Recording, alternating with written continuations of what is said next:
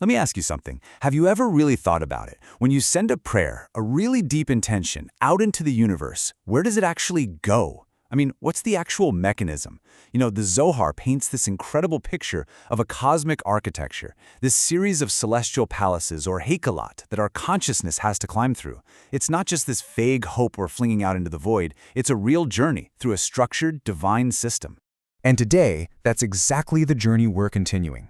We've already passed through the first two chambers, those antechambers of raw potential and then emotional form. But now we ascend to the third. And this one is maybe the most crucial, the most transformative chamber of all. The Heichal Noga, the Palace of Splendor. This is where intention gets its teeth. This is where a whisper is literally forged into a world-shaping word. All right, so here's our roadmap for the ascent today. First, we're going to cross the threshold of Noga. Then, we'll explore what it really is, a crystalline engine of light. From there, we'll get into the nitty-gritty, decoding the cosmic source code and learning how you actually go about compiling your prayer. And finally, we get to see the payoff, the activation of reality. It is going to be an incredible journey, so let's get started. Okay, so I want you to imagine this. We're ascending right now. We arrive before these two immense gates that look like they're carved from solid light, and they don't swing open on old creaky hinges. No, they slide apart with this silent geometric precision, retracting into the walls just like a crystalline iris of a giant eye. The light from inside, it doesn't spill out, it beckons. It's this pure, structured radiance that just pulls you forward into the third Heichal. As we step inside, wow, the scene is almost overwhelming. We're standing in a chamber of impossible, crystalline luminescence. A brilliant, pure white light is pulsing from some central, unseen point, and as it fills the space, it refracts through these invisible structures, creating the most dazzling, organized spectral patterns you've ever seen. This right here, this is the very essence of its name, Noga. Right, so Noga, it literally means splendor, or radiance. And in the grand architecture of the Sephirot, this chamber lines up with Netzach, which is all about endurance, victory, this sense of focused, directed energy. And it's happening in the world of Bria, the world of pure creation. But here's the thing that's so crucial to understand, the quality of this light. This isn't some soft, gentle, new agey glow. This is a place of immense, and I mean immense, perfectly balanced power. The Kabbalists, especially in the Book of Envy of Armies, they describe this state with such a beautiful paradox. They say this is the place where the raw red fire of Gevura, of judgment, is perfectly sweetened by the flowing white light of Chesed, of loving kindness. And the result isn't gray, it's not pink, it's an intensified, brilliant white fire, an Ashat Shavara. Think of it as power and perfect, brilliant, stable equilibrium. And that is the fundamental operating state of this entire third chamber. So here's the key takeaway.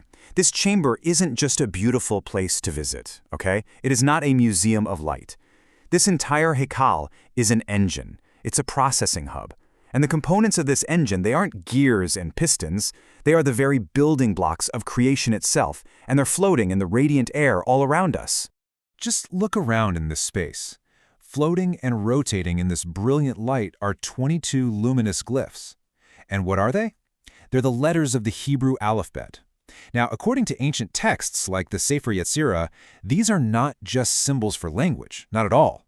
They are the elemental conduits of cosmic energy. They're the foundational frequencies through which the divine will actually manifests into distinct forms. You could say they are the very DNA of reality. Okay, to really get our heads around what's happening in here, we're going to use two really powerful analogies. For the adults listening, let's think of Noga as a cosmic engineering hub. It's a symbolic processing engine, a code compilation layer for spiritual energy. For the younger mindset, or hey, for anyone who wants a more intuitive feel, think of it as a celestial video game. This is the puzzle level, where you have to arrange glowing letters in just the right sequence to unlock the next gate and activate the world's power-ups. Honestly, both analogies get to the very same truth. So let's start with that cosmic engineering model.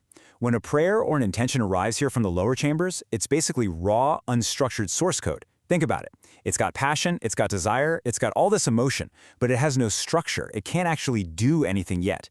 It needs to be compiled. It has to be translated into a structured, executable command that the operating system of the universe can understand and run. And that, right there, is the primary function of Heichal Noga. Right, and every programming language has a syntax, a set of rules for writing valid code. This cosmic compiler is no different. Your raw prayer, that's the source code. The 22 letters, that's the programming language itself. But the syntax here isn't about semicolons and brackets. The syntax is all about your inner state. First, you need perfect unity of intention, no conflicting desires. That's yichud. Then you need deep, unwavering concentration. That's kavanah. And finally, purity. The prayer has to be whole. It can't be corrupted by selfishness or doubt. If the syntax is correct, the output is a structured spiritual command. If not, you get a compilation error. Simple as that. So, if the letters are the programming language, what's the operating system? I mean, what provides the power and the framework for this whole engine to run in the first place? Well, that is the role of the Sephirot. The intelligence and the forces of the Sephirot are what power and structure this entire compilation process. They create the very environment where raw intention can be transformed. Let's actually break down this cosmic operating system, because this is where it gets really cool. Think of these Sephirot as core system processes running in the background. You've got the influence of Bina, or understanding, that provides the compiler's architecture, its logic, its structure. Then you have Gevura, judgment, which represents the dormant power systems. This is so important. The forces of Din, of strict judgment, are sitting right here, but they're conditional. They're just awaiting proper activation. Then Tiferet, or harmony, acts as the balancing principle, making sure the compiled command is integrated and beautiful, not chaotic. And finally, Yesod, the foundation, serves as the transmission channel, the pipeline sending the final executable prayer down to our reality, Malchut. Okay, so let's switch gears to our other analogy for a minute, the video game. You've finally reached this special secret chamber. The air is just humming with power, and there are these glowing letters floating all around you. Now, to open the final gate, you can't just mash a button. You have to solve a puzzle by arranging these letters into a very specific, meaningful sequence. But here's the twist. The puzzle doesn't just respond to where you move the letters, it's also reading your character's stats, your focus meter, your purity level. If your stats are too low, the letters just won't lock into place. It's a challenge of both your knowledge and your character. So let's just watch this amazing process unfold step by step. First, you've got the input, your raw prayer, that unformed intention. It enters the chamber of Noga. Second, parsing. The essence of your prayer is analyzed, it's broken down, and it's mapped to the fundamental concepts that are embodied by those 22 letters. Third, validation. This is the critical syntax check we talked about. Is there purity? Is there unity of intention, ihud? Is there focused concentration, kavanah? If it fails this check, the process just aborts. But if it passes, we move to step 4, linking. The now structured prayer connects to the dormant power systems of Gevura and Din, drawing the exact energy it needs to enact itself. And finally, 5, output. A fully structured, executable, spiritual command is created, and it's ready to be sent down the pipeline to manifest in our reality. And that brings us to the final stage, the moment of truth. The code has been compiled without any errors. The command is ready to go. So, what happens when it's executed? What does the activation of reality from this celestial level actually look and feel like? This is where the chamber reveals its true, dynamic, awesome nature. You know, according to the Pardes Ramanim, this chamber isn't empty. Not at all. It's guarded by these powerful archons. Think of them as celestial system administrators, like Malkiel and Osriel. And all around, standing in perfect, silent rows, are what look like shields made of pure light. These are the dormant forces of Din, of strict consequence. And it's so important to remember, they aren't evil. They are neutral, conditional powers. They're the universal law of cause and effect, just waiting for a properly structured command to be activated. Now watch this. When a pure, correctly structured prayer is executed, the entire chamber comes alive. These great wheels, the Ophanim, they begin to spin like cosmic engines. Angelic beings called Chashmalim activate those shimmering shields, and the immense power of Din is released. But it's not chaotic. It's released harmoniously, totally contained within that brilliant white fire of Noga. You might see these flashes of pure structured red light from Gevura, but they're perfectly integrated, perfectly balanced within the whole. The universe executes the command flawlessly. But what happens if there's a compilation error? What about a prayer that's born from ego, from a divided intention, or just from a lack of focus? Well, the letters flicker and they die out. The Ophanim fail to spin. The systems just don't activate. Or, and this is a more dangerous scenario, the code is just sloppy and it triggers the forces of Din in a chaotic, unbalanced, or even destructive way. And listen, this isn't divine punishment. It's a spiritual syntax error. The system simply cannot process a corrupted command correctly, and the result is either total failure or it's a spiritual bug that creates all these unintended negative consequences. And let's not forget the number of this Heichal. It's number 3, and that is not arbitrary. In Kabbalah, the number 3 almost always represents stability and structure. It's the reconciliation of two opposites to create a new, stable third.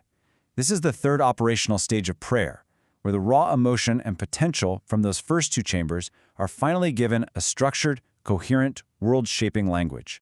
So the whole point, the profound transformation, is right there. Heichal Noga is the celestial crucible, where the formless desire, the silent whisper of the soul, is finally forged into a structured, empowered, world-shaping word. It's the ultimate bridge between pure, raw intention and an effective, manifest reality.